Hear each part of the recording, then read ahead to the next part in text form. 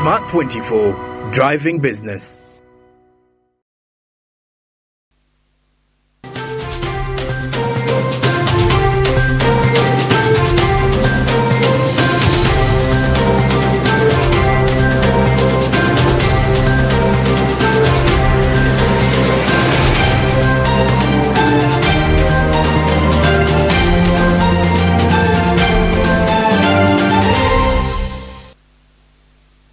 Kumi na msanvu z'ennaku z'omwezi tukyali mu Gwakuna mwaka 2024 mbandiriza mu mwena abalabi b'amawulire mulimi Oluganda Agafa Mu By'Obusuubuzi wano ku Smart 24 TV nga bulijjo amanya n'eddoboozi Brian Alvins Mugerwa wamu ne munnange Winnie Buyinza mu lulimi ate olw'obubonero tukkirize ate tukwaniriza akawungezi k'olunaku olwaleero mu ngeri y'ensusu wamu n'okukulisaayo gwenna yakedde ku makya n'oyingira ekibuga osobole okulaba ng'ofuna ekigulira amagala ate aiddiba netukkirize tunakuwale wamu nammwe abafunye amawulire agatali malungi naddala accident egudde ku luguudo olwa Entebbe emmotoka emu bwebadde nga ayimiridde ng'erinda ebitaala bite asobole okusala yeeyongereyo gy'abadde agenda bw'atyo omugoba w'emmotoka ennene ebadde yeetisse ekyuma ekyo emmotoka ezo zikozesebwa nnyo mu kuzimba n'emulemerera bwagezezzaako okwagala okuyita ku pavement abenga adda oludda eri bwekityo nekiba nga nakyo kigaanye bw'atyo n'aba ng'ate atomedda emmotoka egwiridde emmotoka enjeru gy'olaba mu bifaananyi ebyo era nga kitegerekese nti munnamateeka amanyiddwa mu Kampala ate alusuddemu akaba twagala okusaasira ab'ennyumba ey'omwami oyo twagala okusaasira abako n'ab'emikwano twagala okusaasira ate law firm gy'abadde akolera twagala okusaasira bonna babadde akola namu wamu n'Abannayuganda okwetooloola eggwanga olw'amawulire agatali malungi ago naye kale ate bwe tuvaako erudda eyo naffe gye tusobodde okutambulira olunaku lwonna tusobodde okuŋŋaanya amawulire ge tulowooza nti ga nkizo era ng'ogeetaaga osobola okumanyira ddala biki ebigenda maaso mu ggwanga tugagassegase ate bwe tutyo ne tuba nga tufunyemu emitwe emikulu egimu ku mboozi ezisinga amaanyi era kansooke njikuwe nkomewo tutandikirawo tovaawo. Agafa Mu By'Obusuubuzi olunaku olwaleero ensonga ya Ifris ekutte wansi ne waggulu Sipiika anennyezza baminisita ate bo ababaka baagala gavumenti eyanukule ku mitwalo 3 omusuubuzi n'ateekamu 3000 yebbeeyi program twagala tukyuse endowooza mu ngeri gye tukolamu bizinesi kubanga kyekizibu okutandika okusomesa abantu ku ngeri y'okutandikawo bizinesi atandise bangi bakuganyulwamu naye nga minisitule y'ekikula ky'abantu baagala kugula buuma obutangira ebiragalalagala beetaaga obuwumbi obusoba mu 2.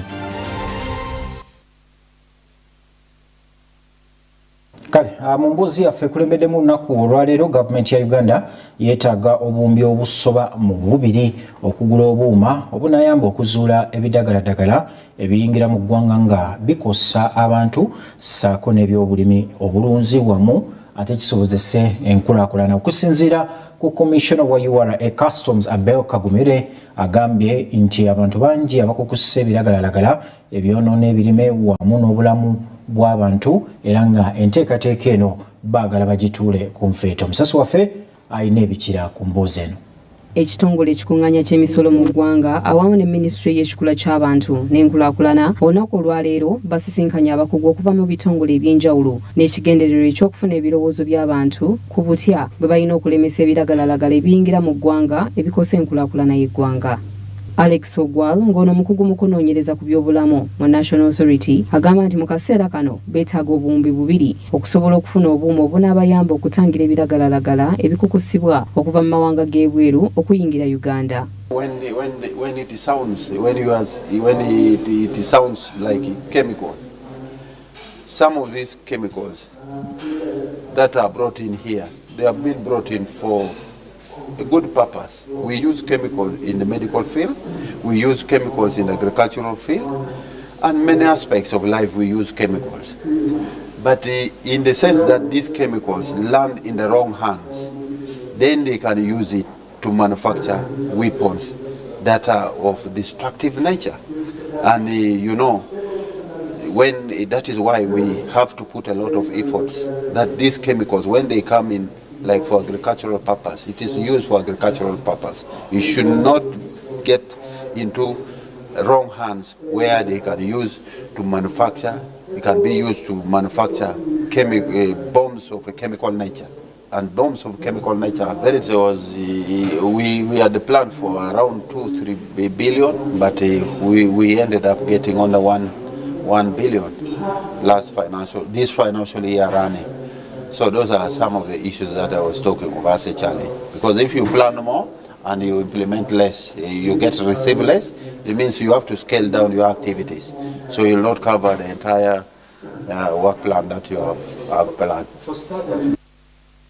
Ye Kamisona wa Customs mu Uganda Revenue Authority Abel Kagumiri ategeezezza nga bwe wakyaliwo obwetaavu mu kwongera amaanyi mu bintu ebikukusibwa era amaanyi bagatadde ku biragalalagala ebiyingira okwetooloola ensalo za Uganda. Badde ne meeting wano ne ebitongole byonna ebikwasaganyizibwako ebya security eby'emisolo naye olw'okuba kati ffe tuli ku booda zonna fe abasooka obbiraba ate bwe biraba tusooka ne twebuuza oba birina empapula entuufu ebikiriza okuyingira so tubadde tukola ekyo era meeting eno tulowooza egenda kwongera tuwa guidance mu standards kubanga tulina okuobservinga standard ez'ensi yonna nga bwe birina okutuyitamu oba bigenda South Sudan oba bigenda Democratic Republic of Congo oba bikoma wano oba bigenda mawanga amalala. So government yakoze kyonna ekisoboka kuleeta ebyuma bikalimagezi ebigezaako kuba tooki mu container eyo teweetaaga ofiisa akusooka kugulako biyingira for their safety yinza okwonoona obulamu bwabwe. So bikuba mu tooki bisikaana ne bituwa ekifaananyi kiki ekirimu ne bituwa ne report negamba kino bino bigenda kubatawaanya ng'eggwanga bino mubikwate bino mukole bwe muti era kuva Samuel Chirimonda yakusakidde emboozi eno ku Agafa Mu By'Obusuubuzi. Webale nnyo munaffe Samuel Chirimonda olw'emboozi bwe tweyongerayo omukubiriza w'olukiiko lw'egganga olukulu Anita Among akyomedde baminisita naddala bavunaanyizibwa ku by'obusuubuzi olw'okulemerera okugonjoola okusoomoozebwa okuluma abasuubuzi naddala ku nsonga ey'emisolo ekibatuusizza n'okwekalakaasa bwe batyo ne baggalawo n'amaduuka gaabwe. Abasuubuzi mu ggwanga lyonna naddala okusingira ddala ab'e Kampala olunaku olw'eggulo baakedde okwekalakaasa olwa gavumenti okuleeta ensoloza ya musolo empya ku maduuka enkola eno emanyikiddwa nga IFRIS abasuubuzi gye bagamba nti tetegerekeka.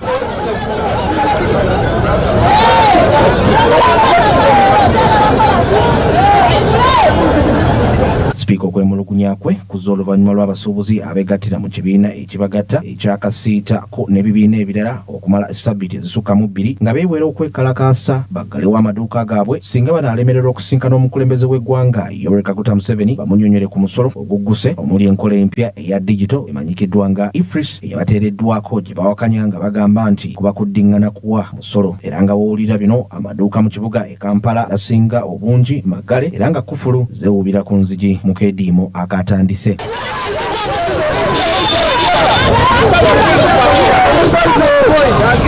Sipiika bwe yabadde aggulawo olutuula lwa paalamenti yaneenyezza baminisita abakwatibwako ensonga eno olw'okulemererwa okusinkana abasuubuzi ne bagonjoola ensonga ezibaluma ekituusizza n'abasuubuzi okwagala okuddukirira eri omukulembeze w'eggwanga ne paalamenti okubayamba. I want evidence to that effect that you appointed whom you appointed as advisor, a consultant, and so on. Ye omubaka w'e Kalungu West Joseph Sewungu Gonzaga n'omubaka wa Buyamba Country Semwanga Javira baagala gavumenti soke eyimirize enkola ya IFRIS abasuubuzi basooke baggulewo nga bwekenneenya enkola eno oluvannyuma basalewo nga abasuubuzi bamaze okunnyonnyoka enkola eno era ababaka bano baagala gavumenti okussa ensimbi mu banka ez'enjawulo ziyambeko abasuubuzi okwewola ensimbi ku magoba amasaamusaamu kibayambeko okutambuza obulungi. The biggest challenge with the traders is the new system of tax collection, the Infinix. Whatever you want to say, you call it, but I've used the mine, which is simpler for me as per the traders. Madam Speaker, my prayer, and I'm speaking from the minister, what do you lose if you fast forward this system? A petition is brought, you got the Committee of Parliament, we see where the challenges are, and these people start working. But they will not continue working unless the tax system collection is still on. That's their major challenge. They are saying it's oppressing them. And you as a minister, they have petitioned you. I had the Minister of Finance, Madam Speaker, raising the same thing. Let us fast forward this tax collection system, and then afterwards, you sit, train them, and you come back and you have sanity in the traders. Otherwise, they will not continue unless this collection system is not sorted out. Because there are a lot of challenges. You cannot get someone riding a border, carrying salt. You ask him for a receipt from that, what you are calling the tax collection system. Ono Minisita omubeezi w'ebyobusuubuzi David Bahati akakasizza nti waliwo enteekateeka y'okusisinkana abasuubuzi bano n'ensonga zaabwe okukolwako mu bwangu era n'asuubiza okukomawo mu paalamenti olunaku olw'enkya ategeeza abaka bugwa we banaaba batuuse ne bye banaaba bakkiriziganyizzaako. As I said, once the meeting is done, if there is a possibility to make a statement this afternoon, we will, but not later than tomorrow, we will update the leaders of the nation and the country on the progress we are making to resolve the issues of traders. But I have no doubt that we are going to resolve these issues. Abaka ba paalamenti abalala basabye gavumenti okusooka okuggyako enkola eno ey'okusoloza omusolo guno wabula balaze obulumi abasuubuzi kati bwe balimu mu kiseera kino. Nga tugisaba nti egaziye entobo mwejja omusolo okusinga okubijjika emisolo abo abantu abatono abaliwo abasasula emisolo. Ate era n'ebimu ku bizibu ebirala ebitataganya abasuubuzi omukono ogw'ekyuma n'amaanyi agasukkiridde agakozesebwa ekitongole ekya Uganda Revenue Authority kubanga emabegakaawo nga tebanakyusa mu guidelines zaabwe ebintu ebimu emisolo byagisasuliranga Mombasa nga yemu ku nteekateeka URA zeetaddewo naye olw'okuba nti waliwo enkyukakyuka abantu abamu beewolanga ssente kuba ebintu webitereke Mombasa osasula fines ne expenses nga tonafuna za musolo okusinga abireesewa n'ekyo baakijjawo. Kakati IFRIS naye inamu challenges zaayo ze twetaaga okutereezaamu then tugende mu maaso. Ennyingiza yaffe egenze etoniwa ate enfulumya yaffe negaziwa. Kati ekyo nno kituleetedde obuzibu obutagambika nti kati osanga omuntu asuubudde ekintu emisolo gye bongezza already ne rates ziri waggulu. Kakati abasuubuzi mbawagira kubanga gavumenti eno byewulira byebyo eby'emirembe tebyagalira ddala. Abasuubuzi mbawagira 10 ku kinnaakyo yadde enjagala omusolo batereezeemu basobole okufuna ne gavumenti efune kubanga bw'ogamba tosobola kukama nte ng'ate togiwa biwata ate n'ebirala obukwakkulizo obuli ku IFRIS ogwo digital migration abantu abasinga tebabimanyi. Kati ekyebuuzibwa gavumenti neekuba mu kifuba neekomya ensolooza y'omusolo guno eya IFRIS. Ensonga ya IFRIS efuuse IFRIS olaba n'omubaka omu agiise Infinix n'agaasifuddeeyo kigambo kiggwe kyotegeeza naye ekyo kyentegeeza naye kale bwe tweyongerayo mu mbuuzi endala ekitongole ekivunaanyizibwa ku kuteekerateekera eggwanga ekimanyiddwa nga WOBOS ate kivuddeyo ne kisisinkana ababaka ate okuva mu minisitule y'ebyensimbi wamu n'abalala nga emu ku ngeri y'okuteekerateekera abantu okusuubirwa okutandika omwezi ogwo gwokutaano. Ekitongole ekivunaanyizibwa mu kuteekerateekera eggwanga ekya Uganda Bureau of Statistics ate kivuddeyo ne kisisinkana ababaka okuva mu minisitule y'ebyensimbi wamu n'abalala ng'emu ku ngeri y'okweteekerateekera okubala abantu okusuubira okutandika mu mwezi gwokutaano. Ensonga nnyingi ezikubiriziddwako ebirowoozo omuli ensonga y'okumalayo omusolo gwa buwumbi 23 ogulina okusasulibwa ku tab ez'okukozesebwa mu kubala abantu. Is the 23 billion which is the tax areas for the tabs that were imported. And I know that one will be managed through the ministry, since it is government to government. Ababaka beeyongedde ne bakalaatira UBOS okulaba ng'ekuŋŋaanya ebiva mu kubala abantu ebituufu kubanga kino kijja kuyamba gavumenti okumanya abantu bameka berina n'engeri gye bagenda okuba nga babateekerateekera. Need for quality data, and therefore I'd like to urge UBOS that you do exactly that to enable us make decisions that are informed from that quality data, because that is very critical. What we receive is doubted even when we present it to the House. By the time we now get into the census, I believe that UBOS will be in position to offer us with accurate information that will help us to make informed decisions in terms of policy formulation, resource allocation, and probably the design of targeted development programs for government. Okusinziira ku Dr. Chris Mukiza atwala ekitongole ekya UBOS asabye ebitongole ebyenjawulo omuli amasomero wamu n'amatendekero okulaba nga babunyisa enjiri y'okukkirizisa abantu okubabala. Request universities to allow students to participate in the centers. In other words, to be recruited as enumerators, supervisors, and be trained. What the universities did were to give holidays during enumeration, which doesn't help us at all. If they have not trained as enumerators, which you are starting on 29th, then you can't count. So I have advised the universities to keep their students in universities and they do exams. Okubala abantu mu ggwanga kutegekeddwa ng'ennaku z'omwezi 10 paka ng'ennaku z'omwezi 11 omwezi ogwokutaano omwaka 2024. Abanaabala abantu we twogerera bawerera ddala emitwalo 11,446 n'ababalabirira nga bano bawera omutwalo 1,883. Naomi Namusoke, Agafa Mu By'Obusuubuzi. Weewaawo bali nnyo munaffe Naomi Namusoke ate emboozi eyo. Kale bwe tweyongerayo Minister avunaanyizibwa ku nsonga z'ebweru wa Uganda ow'ekisiikirize Honorable Muwadankunyingi akalatidde Abannayuganda abali ebweru wa Uganda naddala mu mawanga agalimu obutabanguko okubeera obulindaala naddala ku nsonga y'amawulire agabaweebwa mu mawanga ago we bayinza okufuna obuddamu singa ensi ezo azigwamu obutabanguko. Minister avunaanyizibwa ku nsonga z'ebweru wa Uganda ow'ekisirise Honorable Muwadankunyingi akatalidde Bannayuganda abali wabweru wa Uganda naddala mawanga agalimu obutabanguko okubeera obulindaala ku mawulire agabaweebwa mu mawanga ago kuwa we bayinza okufuna obuddamu. You are also aware that embassies are normally in one administrative location designated by a host country. When you hear other countries advising their diplomats not to open or not to take shelter in embassies, equally a Uganda embassy wouldn't be so far from such an area. So if an area is so insecure, we need to be alive to the fact that our embassies have no bunkers, they have there is nowhere to run, at least from the knowledge and from the record of the ministerial policy and the records of our embassies. So we would advise even our diplomats to remain indoor amid these tensions.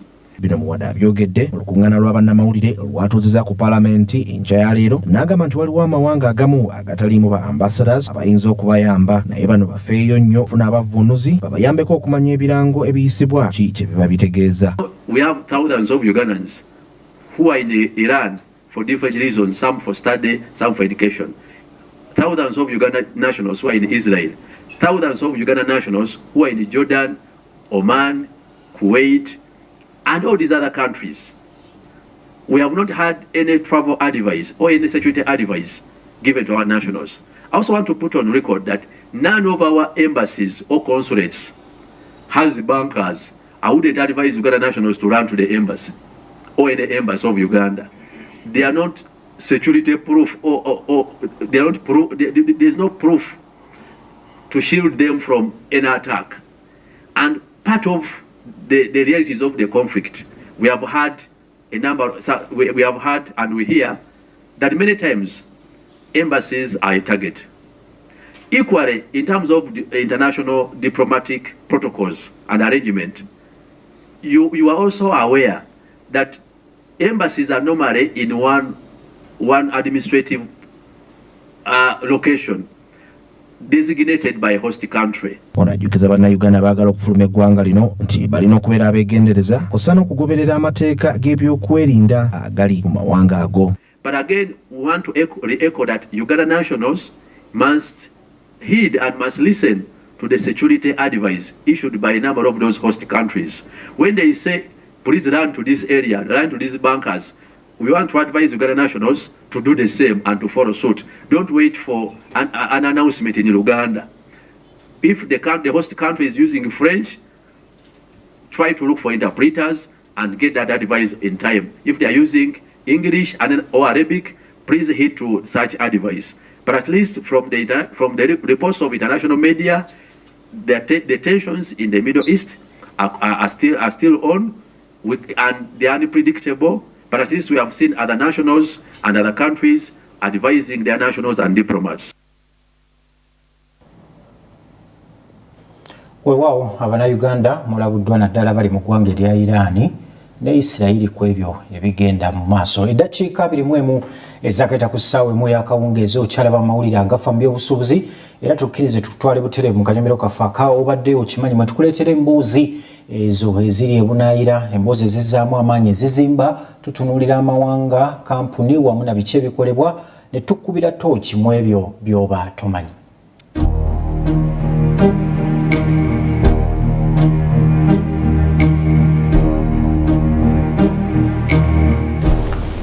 Olunaku olwaleero tusazeewo tutunuulire ku ggwanga lya Netherlands agamu ku mawanga agasinga okubeera agakulaakulanye naddala bw'otuuka mu nsonga z'ebyenfuna. Embeera y'ensi eno mwewangalira nnungi naye ate olumu mbi. Nnungi olw'ensonga nti ekola ng'ekifo eky'ebyobusuubuzi eri Abangereza ate ekigifuula embi kwe kubanga ensi eno esangibwa mu mazzi mangi. Ensi eno okubeera mu mazzi amangi kigifudde okubeera nti akenkuka mu kukwasaganya ensonga y'amazzi gano agaali gafuuse ekizibu wamu n'okuyiiya engeri gyesobola okukwasaganyamu ensonga z'amataba. Bw'otunuulira engeri ensi eno gye yakwasaganyamu ensonga zino ejja kwewuunyisa wamu n'okufuna ekyokuyiga eky'amaanyi naddala eri ensi ezisumbuyibwa amataba. Abadaaki balina obulamu bwe bawangaaliramu obwawukanamu n'ensi endala. Ekira gavumenti erina enkola gye yateekawo naddala mu kulungamya ensonga z'ebyenfuna mu ggwanga lino. Gavumenti y'ensi eno yaddamu ne yekenneenya puroguramu zaayo wamu n'okuziteekateeka buto okugeza ng'okuteeka essira ennyo ku nnyingiza mu byenfuna naddala okuyita mu by'obusuubuzi by'obutale. Mu myaka emikadde naddala mu kyasa ekya-17 waliwo kampuni yali ey'Abadaaki wamu n'Abayindi eno nga yayambako nnyo naddala mu nsonga z'ebyobusuubuzi nga bwe twogerera eno yateekawo n'emitendera gy'ebyenfuna eggwanga lino kumpi kwe gitambulira. Ebyobusuubuzi bikyali waggulu nnyo mu ggwanga lino olw'ensonga nti ensi eno ebyesigamyeko nnyo olw'ensimbi ze bafuna okuva mu mawanga ag'ebbali. Waliwo ebimuli ebyayanjulwa mu ggwanga lino okuva mu ggwanga lya Turkey mu myaka gya 1550. Ebimuli bino ebirabika obulungi okuzaama byafuuka bya ttunzi nnyo ng'abantu bwe bagula ebifaananyi bye babitimba okulabika obulungi, abantu bangi baatandika okugula ebimuli bino okubitimba. Mu biseera eby'ekyasa ekya 1600 bokisi y'ebimuli bino yali etwalibwa okuba nga omwami yenna yali agenda okuwasa yagiwangayo ng'ekirabo eri bazadde b'omuwala mu kuwanyisiganya ne muwala waabwe. Bino byali byattunze nnyo mu myaka gya 1633 paka mu myaka gya 1637.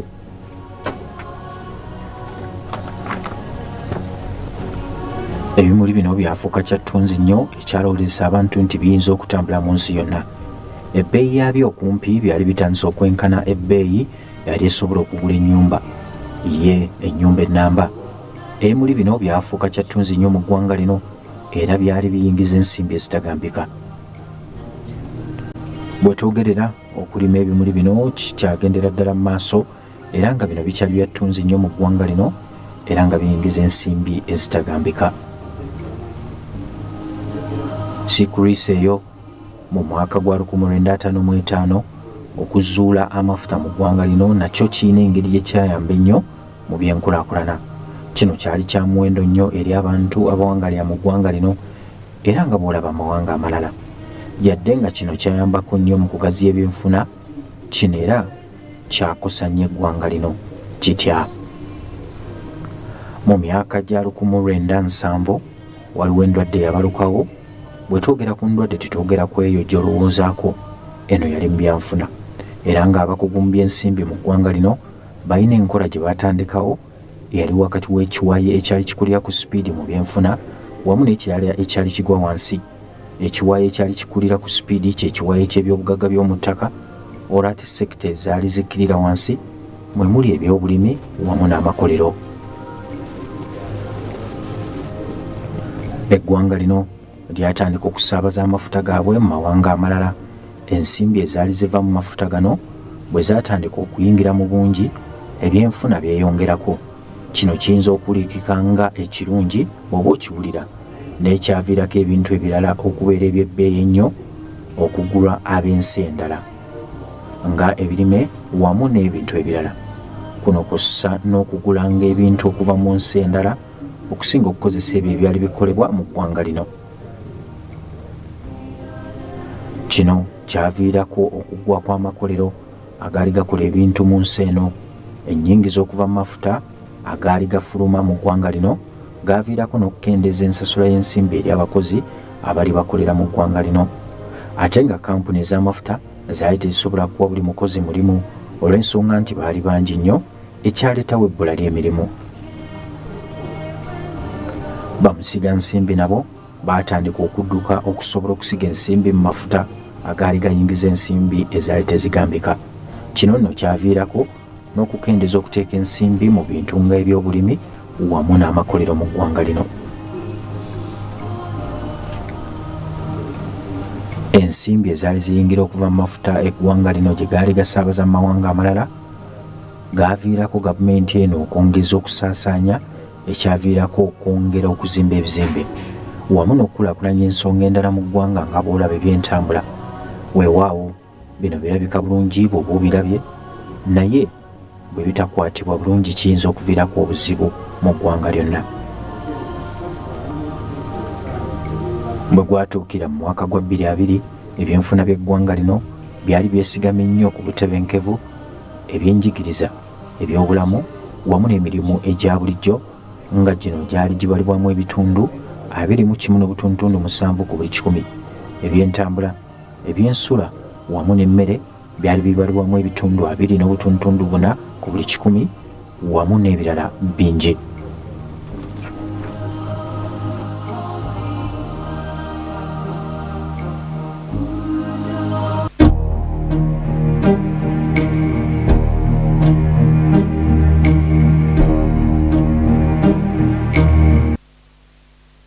Weewaawo byebyo nno ate ebyenfuna eby'eggwanga erya Netherlands. Naffe tusobola okufunamu ekyokuyiga tomanya tukyusa obulamu. Eddakiika ziri 28 ezagata ku ssaawa emu ey'akawungeezi okyalaba amawulire agafa mu by'obusuubuzi. Tukkirize tufune ku lwendo lw'amazzi tukomewo tutandikirawo n'ekitundu ekyokubiri omuli emboozi ennyuvu era tosaana kuzisubwa.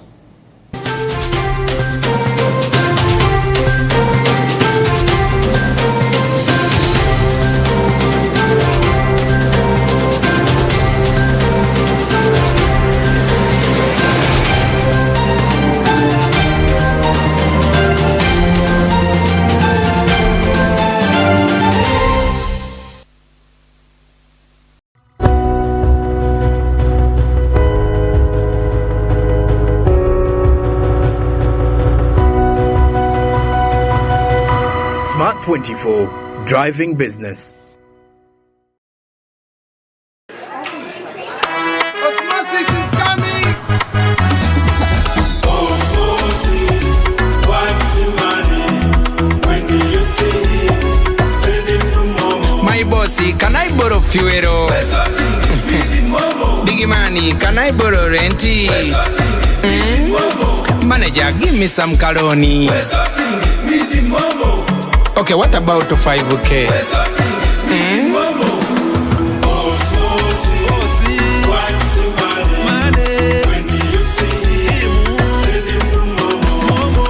When you need a loan, you've got MTN Momo. Wesotinge. Use the Momo app or dial *165*5# for all quick loans. Choose from the different loan options from our partners and get one that works for you. Together, we're unstoppable.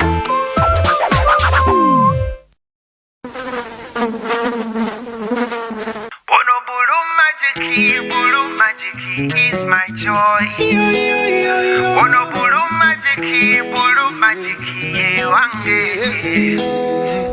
Ayo talaba kumabala atukuza nonyirirawo kirako enyange tayisa bubi fabriki kyonna kyekiri kigwa lwa bulu majiki is my choice. Ono bulu majiki wange. And the bulu majiki is my choice. Hey, ono blue magic ye wange Luxury redefined at Seasan Hotel as you indulge in the splendor of elegant living fit for the royalty that you are. Step into comfort, pampering and blissful customer-centric service as you select from our range of comfy, exquisite living quarters furnished to meet with your royal preference. Surrounded by scenic beauty, our tropical setting allows you to escape the glamorous ordeal of city life. Our ambient green gardens will guide you to a place of revitalizing rest. The 3-star restaurant caters to your palate, serving your choice menu ranging from exotic cuisines to local delicacies. Our chefs will serve you course meals for a truly out-of-this-world culinary experience. Our fully stocked bar to whet your throat, from renowned global brand whisks, brandies, gins, beers and wines to our locally celebrated beverages, you will not lack for any brewage. It's an all-new experience in the East at Seasan Hotel. So visit today at plot 15 to 19 Spire Road, Ginger, or contact us on +256 751 719 960 and +256 785 354 614 for reservations. Seasan Hotels, luxury redefined.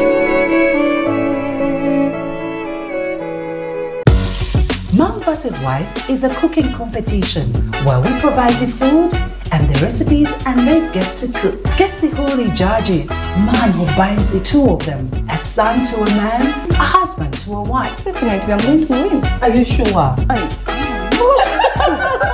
I try to balance because I don't have issues after this show.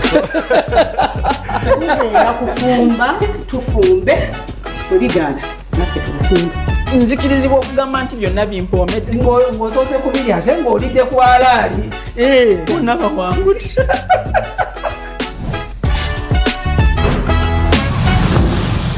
Mom vs. Wife.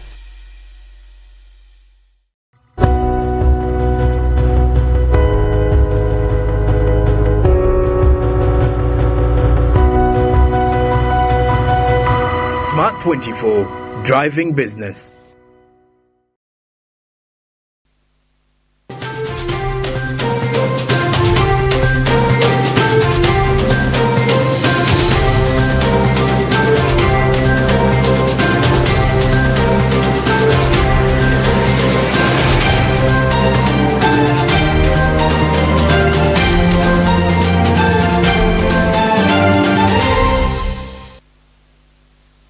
Ekitundu kyakubiri ekyamawulire Agafa Mu By'Obusuubuzi wali ku Smart 24 TV mu lulimi Oluganda, nange Brian Alvins Mugerwa era nga nkyali ne munnange Winnie Buyinza mu lulimi ate olw'obubonero. Tukkirize ekitundu kino tukitandike ne Ssawa Minisita wa Uganda Right Honourable Robert Nabbanja abadde mu nteeseganya ne omukulembeze w'olukiiko lw'amawanga amagatte His Excellency Dennis Francis nga bateesa ku nsonga ezigasa amawanga gombi. Enteeseganya zino zabadde wali ku kitebe ky'amawanga amagatte e New York ku mabbali ogw'okubaganya ebirowoozo okugenda mu maaso naddala ku biruubirirwa ebyokulaakulanya Uganda ey'olubeerera.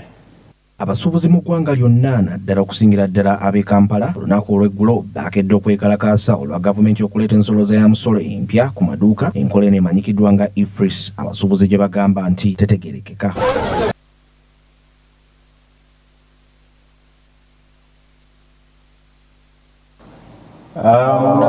Munatusonyiwamuko ate ku emboozi eyo nga bwe tugiteekateeka tukkirize ate tugende ku mboozi endala. UDB etandise enteekateeka z'okusomesa abantu engeri y'okutandikamu bizinensi ate ez'enjawulo era nga yakulungwa emyezi ng'esatu bweddu okusobola okumalawo ebizibu eby'enjawulo olwo basobole okuwaayo ensimbi okusobola okulaakulanya bizinensi. Eno ya myezi esatu okutandika tugenda kutandika n'emyezi esatu kubanga bannange emisomo olunaku olumu terumala ng'ate ebizibu bizinesi zino gye ziyina bingi nnyo. So enteekateeka eno ya myezi esatu naye nga tugenda kutwala ebbanga lya myezi 9 naye nga mu myezi egyo tekitegeera nti no bizinesi zonna zonna zigendagenda mu myezi 9 buli section oba omuzungu kyeyandiyise milestone bwe tutuuka emyezi 3 ezo bizinesi ezinaba zikulaakulanye nga tuzijjamu nga tuziwa ssente bwe tutyo paka emyezi 9 bwe ginaggwayo naye nga omulanga gwe nnina eri bizinesi zino ezizze bannange guno omusomo tugukwate n'amaanyi ebiseera ebisinga emisomo gino mingi naye bannange abannayuganda tulina ekintu ky'obutayagala kusoma naye tukaayana buli kaseera bwe tutasoma tetusobola kukulaakulana so abantu bonna abagenda okita omulanga gwange gye muli nti emisomo gino tugikwate n'amaanyi ate mwe bwe tukyuzinze mwe bwe tuggyemu mu bangi musobole okuyamba abalala mweyambe nammwe musobole okuyamba abalala tukulaakulanye eggwanga tulekeraawo okukaayana UDB etaddemu bingi ekyessente sijja kyogerako nnyo naye kyensobola okugamba nti ebintu ebisinga ku ssente si UDB yokka tukikoze ne bapatina baffe nabo abataddemu essente eziwera nga bwe naggamba engeri gyeri banka ya gavumenti ebiseera ebisinga ebintu byaffe tukola ne bapatina abalala so UDB ffe omulimu gwaffe is to implement so bwe batugamba mukole ekintu nga tukikola. Kale ensonga za UDB ng'ositadde ebbali ettendekero erya Tilenga olunaku olwaleero lifulumiza abavubuka abawulira ddala ate 2,000 mu ngeri y'okutendekebwa mu nsonga obaolyawo okuguka mu nsonga ez'amafuta. Bano babadde wali ku kitabo ekikulu ekya Uganda Petroleum Institute mu bitundu ebya Kigumba. Nga Uganda esembera okutandika okusima amafuta omwaka ogujja, ettendekero erya Tilenga Academy limaze okutongozebwa nga wano wateereddwawo ekifo eky'okutendekebwamu abavubuka basoba 200 okumala emyaka 2 n'ekitundu, kintu ekyategekebwa emabega mu mwaka gwa 2022. Enkolagana wakati wa Uganda Petroleum Institute, Kigumba ne Total Energies egenda kukozesa abakozi abakugu abeetaagibwa ennyo n'okussa mu nkola y'ebiri mu kitundu, bwe kityo nga kijja kuyamba bannayuganda okwetaba mu kitongole kino. Aba company esima amafuta egenda okusima amafuta ku project ya Tilenga gye bayita Total basalawo okuleeta abantu abanaakola mu project yaabwe y'amafuta wano ku Uganda Petroleum Institute Kigumba okubayigiriza engeri gye banaakola emirimu okusima amafuta kutandise. Kino ekintu kikulu era kya mugaso kubanga kiraga nti ettendekero lino erya Petroleum Institute Ekigumba lisobodde okufuna obukugu obumatiza kampuni nga Total nti lisobola okusomesa abakozi baayo. Era kikulu nnyo olw'okulaba nti kampuni nga Total ekkiriza nti ettendekero lino lisobola okusomesa abakozi abagenda okukola emirimu gyalyo obulungi. Ettendekero ly'amafuta yawaddeyo okufuuka ekifo ekikulu mu kitundu kino naddala mu nsonga z'amafuta ne gaasi, era abatendekebwa bategese okufuna obukugu mu kusima n'okuddaabiriza ebyuma ebikozesebwa mu mwaka gumu. Kampuni ya Total Energies etadde essira ku mutindo gw'ensi yonna ogusinga obulungi, era okutendekebwa okw'enjawulo kugenda kunoonyezebwa okuva mu bifo ebirina obukugu obw'amaanyi mu mafuta ne gaasi mu Malaysia, Bufalansa ne United Arab Emirates. We will capitalize on the existing facility at UPIC. But as mentioned by the executive director, we have a standard that we want to that we need to implement, and we supported UPIC to raise this standard. I mean to a required standard in terms of additional equipment that we are missing in some workshops, in terms of medical support for the student, in terms from overall accommodation, quality of accommodation, and for the student. And we are very happy for this very fruitful partnership that we have had so far with UPIC, and we are very happy to be here. 6 months, there will be specialization. So we'll have some group of students focusing on maintenance, some on instrumentation, some will go into the HSC route. So after the 6 months training, you will now see people being grouped according to their capabilities and how they are performed during the first 6 months of training here. Emirimu kumpi emitwalo 2 gisuubirwa okutwalibwa bannayuganda, era Academy egenda kwongera okumanyisa abatendekebwa obukugu omulinaabo abava mu Sinok abavunaanyizibwa ku Kingfisher, era okkakkana nga batuuse ku certificate eya OPITO.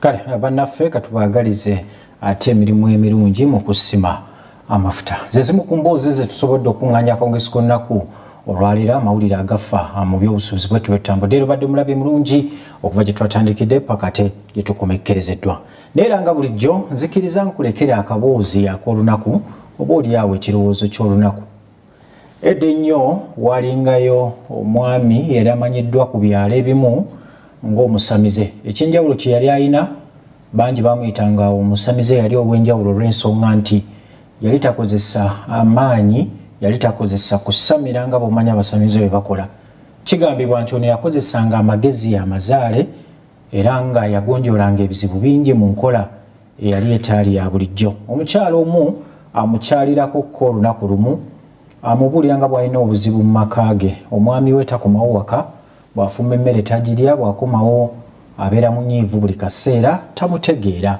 amuyamba amuweyo ku ddagala oba oliawo agenda amuwunzike ng'enjogera ennaku zino yamugamba nti sigaba ddagala naye nga bamagezi genda onoonyeze ate akooya ak'empologoma ensajja okuva ku mutwe gwayo bw'okaleeta bw'oba oyagala ddagala ngenda ddikuzingiramu oddeyo omwami wajja kutereera omukyala namugamba ngenda kukola ntya ofuna ate akooya ako namugamba kyangu nnyo genda oyiye bw'atyo omukyala yalinamu akasente n'agenda n'afuna abayizi n'ababuuza empologoma we zisangibwa bwe yabagamba nti mugende munfunire baamugamba nti weetaaga ensimbi nga mpitirivu n'abagamba nze mundagirire baamulagirira ne bamugamba nti awo zijja mu ttuntu ne zitandika okwota awo omusana bw'atyo n'abagamba mu nkolera y'akayumba ak'amaanyi mu kifo ekyo we zijja ne bamuzimbira akayumba akali akasente ennungi nga kagumu nga mu butuufu tezisobola kukayingira bw'atyo ng'ajjira mu mmotoka n'ayingira akayumba ako n'abeera nga azirinda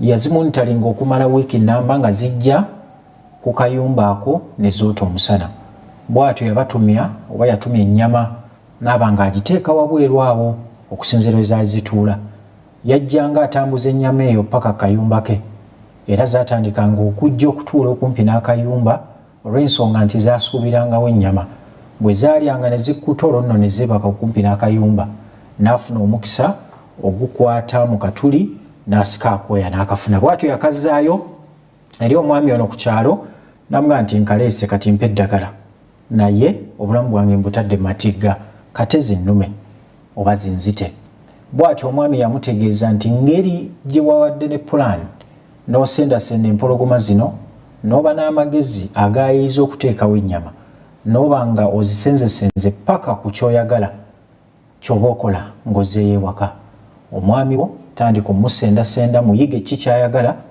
tandika okkimuwa bw'eba mmere bwe buba buyonjo tandika obukola omwami wajja kukomawo ewaka nga bwe wakoze ku mpologoma omukyala yanyiiga nnyo ne bwe yagenda ewaka bw'atyo amagezi gano yagateeka mu nkola n'amanyi omwami kyayagala n'amusendasenda paka omwami bwe yatuula ewaka kyakuyiga ki ekiri muno ebintu ebisinga byetaaga magezi ebintu ebisinga teweetaaga genda eri musamiza oba kukusabira weetaaga okozesa amagezi ebintu ebisinga ojja kumalako nabyo katusuubire nti ate ofunyemu ekyokuyiga kale nsigadde nze Brian Alvin Zimugerwa amawulire agafa mu by'obusuubuzi bwettu bwetambudde ne munnange Winnie Buyinza mulimi olw'obubonero mutukkirize tubasuze bulungi tukwatagana olunaku olw'enkya mweraba